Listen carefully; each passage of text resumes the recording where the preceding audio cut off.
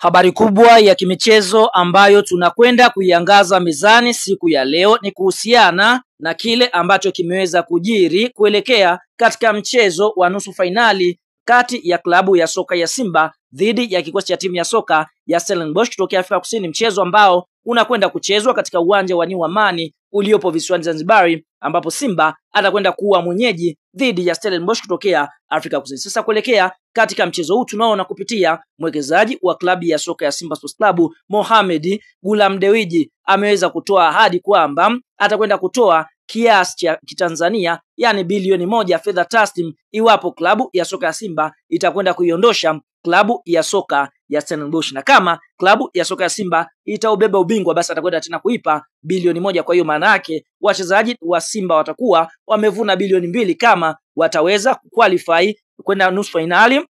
sambamba na kubeba ubingwa.